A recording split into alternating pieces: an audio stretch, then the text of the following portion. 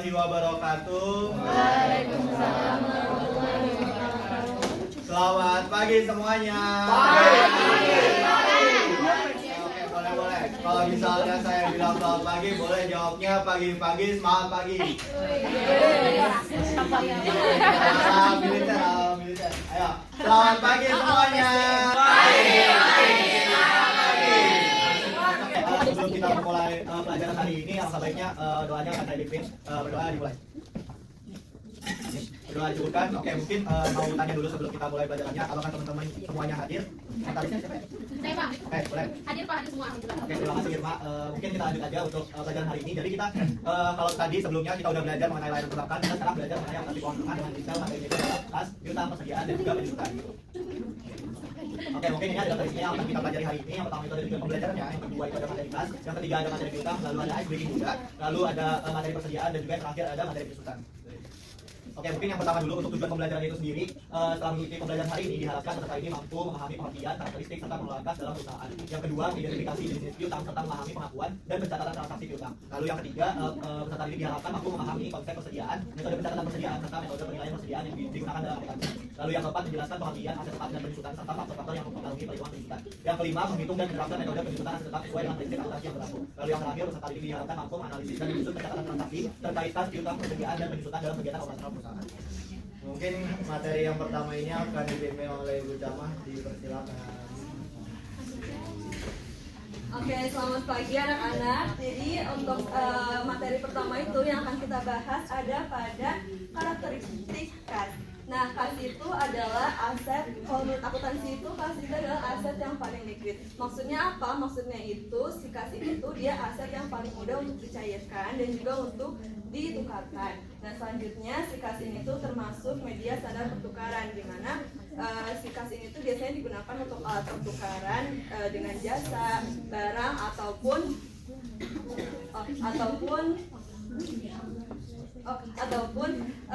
kewajiban yang harus dibayarkan.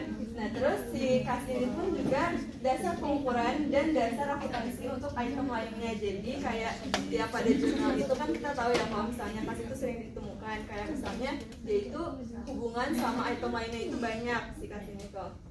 Terus si kas ini juga termasuk aktiva yang lancar. Nah, contoh dari kas itu bisa berupa uang logam, mata uang, dana yang tersedia pada deposito di bank, wesel, cek bersertifikat, cek kasir, cek pribadi, bank draft, dan juga tabungan. Nah, selanjutnya itu ada pada pelaporan kas. Yang pertama itu mungkin kita sering kali menemukan ya yang sebutannya itu setara kas. Nah, dan memang ada pada perusahaan itu setara kas itu tuh si kas itu dikelompokkan dengan setara kas pada laporan atau laporan keuangan atau neracanya. Nah, karena si setara kas itu juga seringkali dianggap aset yang mudah untuk dikonversi ke uang tunai, dan juga si setara kas itu dekat dengan tanggal jatuh tempo sehingga merepresentasikan atas perubahan nilai. Nah, contohnya itu ada obligasi pemerintah, commercial paper, dan reksadana pasar uang. Nah, setelah tadi ada setara kas, selanjutnya kita akan bahas pada kas terbatas, di mana biasanya itu perusahaan membatasi kas, ada pembatasan kas itu ketika perusahaan itu merencanakan adanya perluasan gedung, pembayaran utang jangka panjang, dan juga kompensasi saldo. Jadi setiap perusahaan itu berencana atau bertujuan untuk melakukan 3 hal itu, dia membatasi si kasnya itu. Nah, selanjutnya itu pada manajemen pengendalian kas. Nah, pada manajemen pengendalian kas ada 2 masalah terkait akuntansi transaksi kas yang dihadapi manajemen. Yang pertama itu manajemen harus menciptakan sistem pengendalian yang tepat untuk mencegah adanya transaksi tidak terorganisasi oleh karyawan ataupun manajemennya. Nah, yang kedua, manajemen itu perlu menyediakan informasi yang dibutuhkan untuk mengatur kas tersedia dan semua transaksi kas itu. Nah, untuk mencapai tujuan pengendalian yang diharapkan ini, maka perusahaan itu dapat menggunakan berbagai jenis rekening bank untuk memenuhi tujuan kontrolnya. Nah, semisal kayak membuka rekening simpanan, rekening transaksi, box account, atau impress bank account. Nah, selanjutnya kita masuk pada impress petty cash system atau sistem dana tetap. Nah, petty cash atau kas kecil itu biasanya perusahaan itu memberi dana tetap untuk petty cash atau kas kecil yang digunakan untuk sistem pembayaran sehari-hari yang nominal jumlahnya itu kecil. Nah, Contohnya pada tahapan pertama itu si perusahaan itu memberikan dana tetap untuk kaskus ini sebesar $300. Nah, maka jurnal yang dicatat itu ada pada debit kas kecil 300 dan pada kreditnya itu kas 300. Nah, petty cash ini tuh dia nominalnya tetap ya, kalau misalnya ditentukan di awal 300 berarti seterusnya juga akan 300. Nah, selanjutnya itu pada tahapan kedua, misal nih ada transaksi yang keluar sehari-hari dengan nominal tersebut. Nah, transaksi yang keluar itu tidak langsung dicatat, tapi si penanggung jawabnya itu mengumpulkan bukti pembayaran atau notanya itu ke penanggung jawab yang memegang kas kecil itu. Nah, ketiga, pemegang kas kecil menerima si perusahaan untuk mengisi dana kas kecil kembali. Jadi setelah kas kecil itu digunakan, nanti diberikan ke pemegang diberikan kepada pemegang kas kecil untuk dilakukan catatan, di mana semisal nih contohnya kan dari 300.000 itu ada dana keluar untuk biaya perlengkapan kantor sebesar $42, biaya pengiriman $53, biaya hiburannya $76, lalu selisih cashnya itu ada $2, dan di situ tuh digantiin sama si kas perusahaan ya. Jadi yang keluar itu kas perusahaan, bukan si kas ininya, bukan si kas kecilnya itu. Jadi kas kecil itu harus tetap $300. Nah, terus selanjutnya itu yang terakhir, jika perusahaan itu merasa kalau $300 di awal itu ternyata terlalu besar, maka dia ingin mengurangi nominalnya itu sebesar $50. Nah, maka catatan yang perlu di jurnal itu di debit itu ada kas 50 karena dia kembali 50 ya kas perusahaan, lalu si kas kecilnya itu berkurang $50.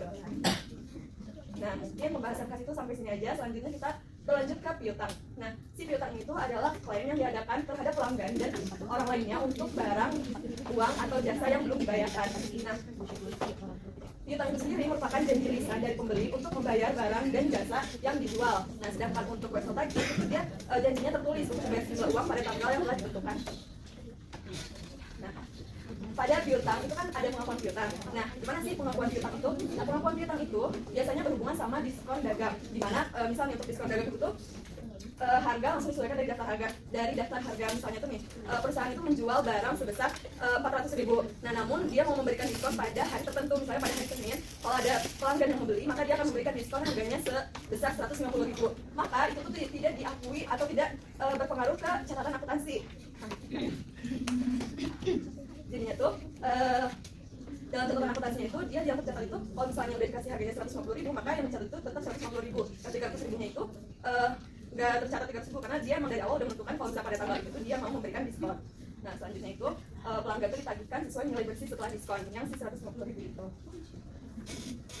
Nah, pada pengakuan piutang juga ada diskon cash, di mana kalau di diskon cash ini dia berpengaruh atau berdampak pada si akuntansinya ini. Nah, misal nih dia membeli seharga 400.000 itu. Nah, udah invoice tuh, dan dalam invoice itu tuh tercatat atau ada syaratnya kalau misalnya jangka waktu pembayarannya itu adalah 2/10, atau 6/30, di mana 2/10 ini dimaksudkan dengan kalau misalnya dia membayar dalam waktu 10 hari sejak masa invoice itu, maka dia akan dapat diskon sebesar 2%. Nah, dan untuk jangka waktu maksimalnya itu selama 30 hari. Kalau misalnya dia lebih dari 30 hari, maka dia itu maksudnya telat membayar, dan juga mungkin ada kebijakan lainnya. Nah, dalam diskon cash ini ada 2 metode, yaitu metode gross juga metode net. Nah, di sini ada latihan soalnya atau contoh soalnya yang mana udah ada jawabannya. Tapi di sini ibu mau minta tolong untuk anak-anak untuk ngetes pemahaman anak-anak. Udah paham belum sama yang tadi dijelasin dari metode gross itu? Ada yang mau? Ya, boleh. Ini aku izin jelasin ya. Ini kan dasar dari bersama. Aku izin baca dulu soalnya. Pada tanggal 3 Juni itu ada perusahaan Bolton yang menjual barang dagangan ke perusahaan Arquette dengan harganya 2 dengan jangka waktunya 2/10/60. Artinya dia mendapatkan sebuah potongan 2% dalam jangka waktu 10 hari. Kemudian pada tanggal 12 Juni perusahaan ini dia menerima cek saldo tagihan dari perusahaan Arquette. Buatlah ada jurnal pada buku perusahaan Bolton untuk mencatat penjualan dengan asumsi Bolton mencatat penjualan dengan menggunakan metode gross. Jadi kalau metode gross itu dia mencatat piutang dengan diskon tapi nggak secara langsung. Jadi ada step by stepnya. Kemudian di sini aku dijelasin juga di tanggal 3 Juni kan perusahaan Bolton dia menjual barang secara kredit, artinya akun receivable di debit sebesar 2.000, kemudian setelahnya itu adalah di kredit sebesar 2.000. Kemudian di tanggal 12 Juni dia perusahaan Bolton dia menerima tagihan piutang nih, artinya dia menerima cash gitu, tapi ada diskonnya juga. Cashnya berapa? 1.960. Dari mana? Dari ini nih, sales diskon sebesar 2.000 dikalikan dengan 2% kan sebenarnya 40 ya. Kemudian 2.000 dikurang dengan 40 hasilnya kan 1960 gitu. Jadi jurnalnya apa? Cash yang 1960, sales diskonnya kemudian 40 di debit, kemudian akun receivable-nya di kredit sebesar 2.000 seperti itu. Oke. Oke. Betul banget, Rahma. Terima ngasih harapan. Oke, untuk selanjutnya itu untuk contoh yang metode net. Ada yang bersedia nggak? Saya Ibu. Terima kasih Bu Camat atas kesempatannya. Jadi teman-teman di sini aku mau jelasin tentang metode net ya. Kalau tadi metode cross, kalau di sini metode net. Nah jadi di sini langsung aja kali ya. Ada 2 tanggal nih yang kita temukan. Tanggal 3 Juni sama tanggal 12 Juni. Dan pastinya ada 2 jurnal ya. Nah yang di tanggal 3 Juni itu pada saat penjualan ya. Nah pada saat penjualan di sini langsung kita catat 1.960. Nah kenapa tuh? Karena metode net. Jadi diskonnya itu nggak dicatat secara langsung tapi udah dikurangin saat penjualan tersebut gitu. Jadi salesnya itu langsung dicatat 1.960. Nah terus kita mencatat juga piutang ya karena menambah piutang hasil dari penjualan atau resep pada sales. Nah di tanggal 12 Juni oh ini kita lihat diskonnya itu 2/10 per 60 ya sama seperti tadi. Jadi kalau yang sudah dijelaskan oleh kita kalau bakal dapat 5% diskon kalau pelunasan itu kurang dari 10 hari. Nah, jadi 1.960 ini setelah dikurangi diskon. Diskonnya kan tadi berapa tuh yang di kios? 40 ya. Jadi 2.000 dikurang 40, 1.960. Nah, di tanggal 12 Juni itu penerimaan cashnya ya, di mana pembeli itu membayar. Nah, membayar pastinya penjual mendapat uangnya atau cashnya. Di sini 2.000 dikali 98%, itu dari 100% dikurangi diskonnya 2%. Jadi 1.960 juga yang diterima. Terima kasih untuk Vivi dan Rafa. Nanti setelah kelas selesai ada sesuatu dari sedikit anak-anak udah sampai ya tadi langsung masuk 2 materi. Jadi selanjutnya itu ada ice breaking yang akan dikenalin dengan Vivi. Karena kita udah dengar 2 materi dan kelihatannya kalian juga udah mulai bosan, fokus ngobrol sendiri, ngobrol sendiri. Jadi kita mau ice breaking dulu. Oke. Temanya hari ini adalah siapakah aku. Jadi kalian semua tebak nanti itu bakal dikasih satu foto. Fotonya itu rame orang-orang. Terus kalian harus nebak salah satu dari mereka itu siapa. Jadi boleh di next. Udah siap semuanya? Siap. Udah siap semuanya? Siap. Oke. Tebak siapa yang silakan.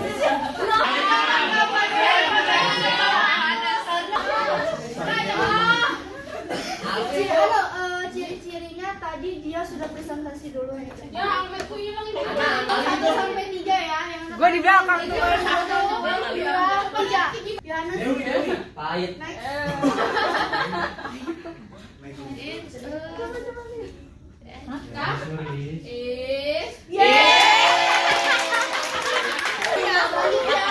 Ayo udah. Oh itu Jayan. Siapa? Gua lagi tuh.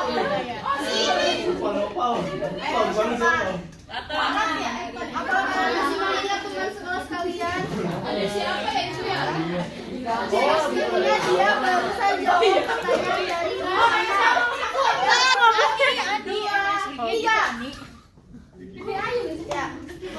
Siapa namanya? Oke, kita lihat jawabannya benar atau tidak.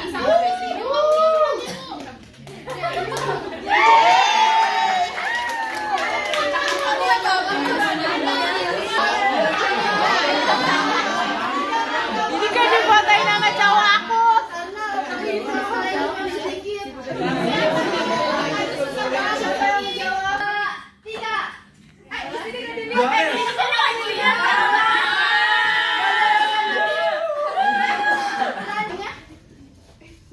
Yones.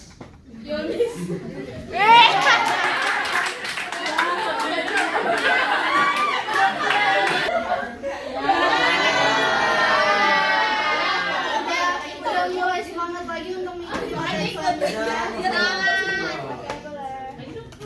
Selanjutnya, ini ada persediaan. Persediaan di sini artinya adalah aset lancar berupa barang yang dibeli oleh sebuah perusahaan dagang, kemudian dijual kembali kepada pelanggan tanpa mengubah bentuk fisik maupun sifat dari barang tersebut. Oke, boleh fokus lagi teman-teman, jangan fokus sendiri. Oke, boleh di next.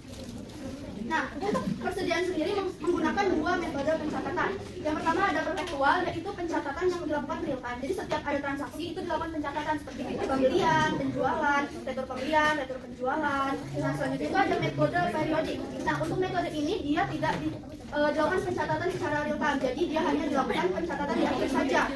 Dihitung dari persediaan awal dengan yang sisa akhirnya. Oke, boleh di next.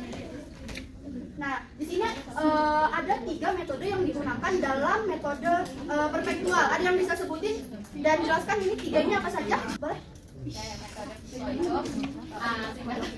singkatannya first in first out. Jadi ini tuh mencatat persediaan di mana yang pertama masuk persediaan tersebut itu juga yang pertama keluar untuk dijual. Yang kedua itu last in first out atau LIFO. Jadi ini persediaan yang terakhir masuk itu yang pertama keluar untuk dijual. Yang ketiga average itu pencatatan persediaan dengan metode rata-rata. Oke, terima kasih Fitri. Jawab benar banget kata Fitri Ali tadi. FIFO itu first in first out. Jadi setiap barang yang pertama kali kita beli, sebuah perusahaan beli itu akan dijual kembali pertama keluar. Jadi pertama masuk itu pertama keluar. Nah untuk FIFO last in first out, jadi barang terakhir yang sebuah perusahaan beli itu akan menjadi barang pertama yang akan keluar atau akan dijual. Kemudian untuk yang average atau rata-rata itu barang setiap barang yang dibeli akan dijumlahkan dan dicari rata-rata dari setiap harganya. Itu oke, boleh next. Nah, di sini ada contoh soal selama bulan Mei ada sekitar 5 transaksi. Di tanggal 1 itu ada saldo awal di sebuah perusahaan sebanyak 10 pasang sepatu dengan nilai per pasangnya itu 100.000. Di tanggal 5 dilakukan pembelian barang sebesar 20 pasang sepatu dengan satu pasangnya harganya di 110.000. Kemudian di tanggal 10-nya dilakukan penjualan secara tunai sebanyak 15 pasang dengan harga jualnya di 180.000, dan di tanggal 15 itu dilakukan pembelian kembali secara kredit sebanyak 10 pasang dengan harga per pasangnya di 120.000. Kemudian terakhir di tanggal 20 kembali melakukan penjualan secara kredit sebanyak 20 pasang dengan per pasangnya di harga 190. Boleh di next. Di sini ada perbedaan dengan dua metode tersebut. Di metode perpektual, setiap penjualan, transaksi, dan pembelian itu terdapat harga pokok penjualan, sedangkan di metode periodik tidak ada harga pokok penjualan. Jadi setiap pembelian barang itu masuk ke dalam akun pembelian, sedangkan kalau menggunakan metode perpektual itu masuk ke dalam persediaan barang dagang. Contohnya di tanggal 5 Mei tadi dilakukan pembelian barang sebanyak 20 kan. Nah, di metode perpektual menggunakan akun di debit persediaan barang dagang, di kredit utang dagang. Sedangkan di metode periodik itu pembeliannya dicatatkan sebagai pembelian dan di kreditnya ada utang dagang. Kemudian contohnya di tanggal 10 Mei itu terjadi penjualan barang. Nah, pada metode perpektual, pada penjualannya secara tunai akan dicatat kas di debit dan pendapatan penjualan sesuai dengan nominal yang dijual, serta ada harga pokok penjualan yang dihitung dan di kredit ada persediaan barang dagang. Sedangkan di metode periodik tidak ada penghitungan harga pokok penjualan dan persediaan barang dagang, hanya tertera di debit kas dan di kreditnya pendapatan dari penjualan tersebut. Jadi kedua itu perbedaannya hanya di metode penghitungan persediaan barang dagangnya saja. Kalau di perpektual, dia setiap transaksinya ada dihitung berapa persediaan yang keluar dan masuk. Sedangkan di metode periodik tidak ada penghitungan persediaan yang berapa keluar, berapa yang masuk. Dia akan dihitung di akhir periode nanti. Boleh lihat? Nah, tadi contoh dari kartu persediaan. Yang tadi itu kita yang pertama menggunakan periode FIFO. Nah, contohnya di sebelah sini. Kalau FIFO, dia first in first out kan. Di tanggal 5 tadi dilakukan pembelian tanggal 20, harganya 110. Kemudian di tanggal 10 penjualan sebesar 15. Sedangkan saldo awalnya adalah 10. Kalau misalnya kita menjual 15, berarti kita harus mengambil dari dua barang yang berbeda karena kan sisanya tidak sama. Contohnya yang 15 tadi, 10 barang kita ambil dari harga yang 100.000 karena dia yang pertama masuk. 5-nya kita ambil dari yang harga 110.000. Itu boleh di next. Nah, untuk dengan metode LIFO, dia menggunakan seperti yang dijelaskan tadi oleh Fitri Ayu, yang terakhir masuk yang pertama keluar. Nah, di sini kan 15. Nah, stok yang tadi kita beli yang 20 di tanggal 5 itu kita jual duluan. Jadi saldo awal yang di jumlah 10 tadi itu tidak kita jual. Jadi kita ambil barang yang 20 stok yang kita beli di tanggal 5. Jadi kita jual 15 stok dengan harga 110 bukan yang harga 100.000. Oke, next. Sedangkan dengan metode average itu kita hitung dulu rata-ratanya. Di tanggal 1 saldo awalnya 10 dengan harga 100.000 per barang. Di tanggal 5 dilakukan pembelian 20 barang, per barang harganya 110. Di tanggal 10 dilakukan penjualan. Nah, kita harus cari dulu berapa harga rata-rata dari setiap barang. Jadi 10 ditambah 20 kemudian dibagi berapa per barangnya. Jadi ketika dijual 15 barang itu harganya bukan di 100.000 atau di 110, tapi sudah mengikuti harga rata-rata di 106.000. Oke, sekian penjelasan dari Ibu. Selanjutnya akan dijelaskan oleh Pak Noval. Oke, terima kasih Ibu Chelsea. Ini jadi materi yang terakhir di pertemuan kali ini, di mana materi ini adalah penyusutan. Mungkin saya jelaskan dulu untuk awalnya, yaitu aset tetap dulu dari pengertiannya, yang dimana aset tetap ini merupakan suatu aset yang memiliki masa manfaat lebih dari 1 tahun dan digunakan dalam kegiatan operasional perusahaan. Oke, aset tetap ini juga memiliki dua jenis. Yang pertama itu ada aset tetap berwujud dan juga aset tetap tidak berwujud. Mungkin dari anak-anak semuanya ada yang tahu pengertian dari aset tetap berwujud dan juga aset tetap tidak berwujud. Oke, mungkin saya jelaskan dulu kali ya buat pengertiannya. Aset tetap berwujud ini merupakan aset yang memiliki bentuk fisik, terus juga dapat dilihat dan juga digunakan dalam kegiatan operasional perusahaan. Buat aset tetap tidak berwujud itu kebalikannya daripada aset tetap berwujud, yaitu aset tetap yang tidak memiliki bentuk fisiknya tapi tetap memiliki nilai guna buat perusahaan tersebut. Gitu. Mungkin contohnya di sini ada yang tahu contoh dari aset tetap berwujud dan juga tidak berwujud? Saya tahu Pak. Oke, boleh ya Anas. Aset tetap berwujud contohnya kayak gedung, tanah. Kalau misalnya yang tetap tidak berwujud itu paten, asetnya gitu Pak. Oke, terima kasih Anas, sudah keren banget jawabannya. Betul ya kata Anas. Benar banget kata Anas, kalau aset tetap berwujud itu ya seperti pada pengertian secara generalnya. Kalau misalnya itu dia dapat dilihat seperti itu ada gedung, tanah. Kalau yang tidak berwujud itu seperti hak paten atau haki gitu. Oke, kita langsung masuk ke penyusutannya. Penyusutan ini biasa sering disebut dengan depresiasi, yang merupakan suatu proses yang mencerminkan bahwa adanya penurunan nilai aset secara sistematis selama masa manfaatnya. Lalu untuk faktor yang mempengaruhi si penyusutan tersebut yaitu ada harga perolehan, nilai residu, dan juga masa manfaat. Nah, penyusutan ini memiliki 3 metode. Sebenarnya ada beberapa metode lain, tapi saya sendiri di sini ngambil 3 metode karena ini yang umumnya biasa digunakan gitu. Yang pertama itu ada metode garis lurus atau straight line method. Yang kedua ada metode saldo menurun ganda atau double declining balance method. Yang terakhir ada metode jumlah angka tahun atau sum of the year digit method. Oke, yang pertama dulu untuk metode penyusutannya yaitu metode garis lurus, yang dimana merupakan metode ini membebankan jumlah penyusutannya itu sama setiap tahunnya selama masa manfaatnya. Mungkin anak-anak boleh lihat rumus metode dari garis lurus ini, yaitu ada biaya penyusutan sama dengan harga perolehan dikurang nilai residu lalu dibagi dengan umur ekonomisnya atau manfaatnya. Nah, di sini ada contoh soal dari metode garis lurus itu sendiri. Soalnya itu misalkan sebuah perusahaan membeli mesin dengan harga 100 juta, lalu dia mempunyai nilai residunya 10 juta dan juga diprediksi memiliki umur ekonomis 5 tahun. Lalu hitunglah beban penyusutan setiap tahun.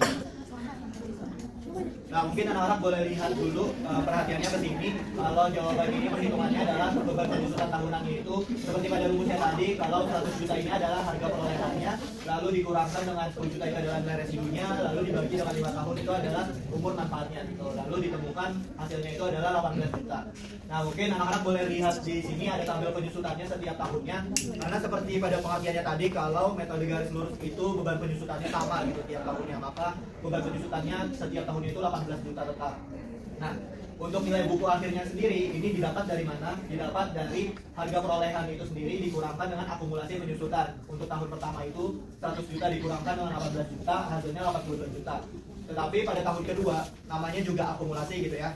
Akumulasi itu artinya penjumlahan atau total dari beban penyusutan itu sendiri. Maka untuk tahun kedua ini harus kita jumlahkan dulu 18 juta pada tahun kedua dan juga 18 juta pada tahun pertama gitu. Lalu ditemukan bahwa nilai buku akhirnya 64 juta dari 100 juta dari harga perolehan dikurangkan dengan 36 juta gitu. Maka ditemukan nilai buku akhirnya 64 juta. Begitupun juga tahun-tahun berikutnya boleh.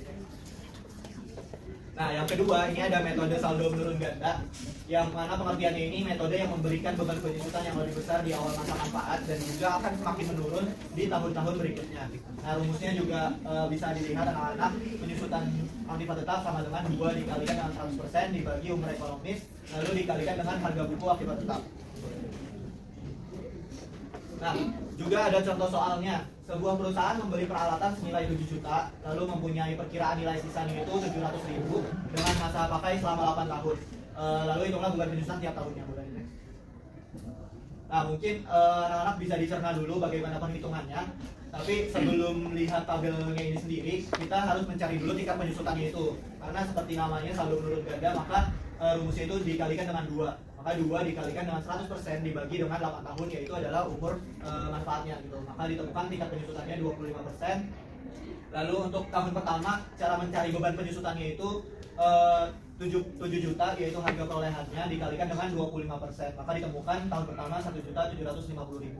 Lalu untuk nilai buku akhirnya sama seperti tadi, bahwa 7 juta dikurang 1.750.000, hasilnya 5.250.000.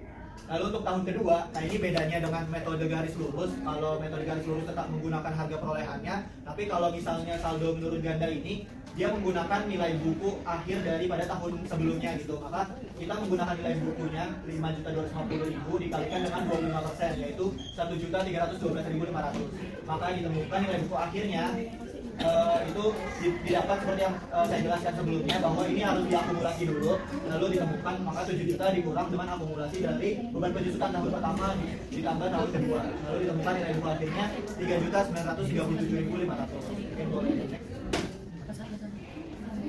Nah yang terakhir, metode jumlah angka tahun itu merupakan metode penyusutan yang memberikan beban penyusutannya ini lebih besar pada awal penggunaan. Untuk rumusnya boleh dilihat ada biaya penyusutan sama dengan masa manfaat yang tersisa dibagikan dengan jumlah tahun dikalikan dengan harga perolehan dikurang nilai sisa. Nah contoh soalnya itu ada sebuah perusahaan membeli mebel senilai 11 juta, lalu nilai sisanya itu ada 1 juta dan memiliki masa manfaat 10 tahun. Nah, seperti nama metodenya yaitu jumlah angka tahun, maka kita harus menjumlahkan angka tahun tersebut. Tadi kan diketahui bahwa umurnya itu 10 tahun ya, maka kita harus menjumlahkan 10 itu menjadi seperti ini. Jadi 1 ditambah 2 ditambah 3 sampai seterusnya hingga ke angka ke tahun ke-10 gitu. Maka ditemukan hasilnya 55. Terus kita lalu mencari biaya depresiasinya atau beban penyusutannya. Di tahun pertama itu 10/55 dikalikan dengan 11 juta dikurang 1 juta, maka ditemukan 1.818.181. Nah untuk nilai buku akhirnya sama, dari 11 juta dikurang 1.818.181. Nah untuk yang tahun kedua ini berbeda dengan pada tahun yang pertama, karena secara logikanya itu adalah ketika kita sudah menghabiskan tahun pertama, maka jumlah tahunnya pun ikut berkurang gitu, makanya menjadi 9/55 gitu. 9/55 dikalikan dengan 11 juta dikurang 1 juta, maka hasilnya 1.636.364. Lalu untuk nilai buku akhirnya pun juga sama seperti sebelumnya, kalau misalnya dari harga perolehan dikurangkan dengan akumulasi 1 juta. Maka untuk tahun-tahun berikutnya pun perhitungannya untuk fraksi tahun ini akan berkurang terus. Untuk tahun ketiga menjadi 8, 4 menjadi 7 hingga seterusnya. Oke, mungkin itu aja dari materi hari ini. Tadi udah dijelaskan banyak banget gitu ya, sampai-sampai kalian kayaknya agak bosan gitu untuk mendengar materinya. Dari mulai materi kas, piutang, terus persediaan dan juga penyusutan. Nah ini boleh buat anak-anak buat scan QR-nya ataupun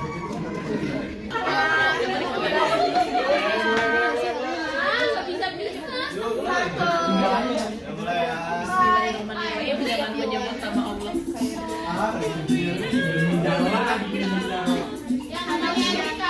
Ya bu, naik ke atas padahal udah.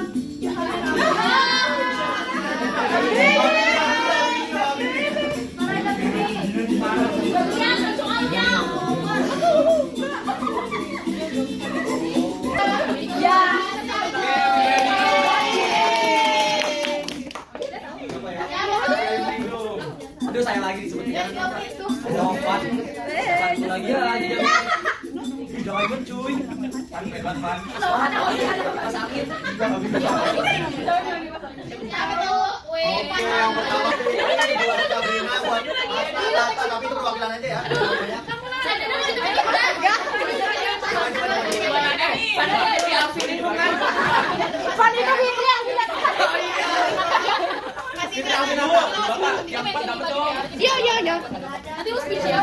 Ya.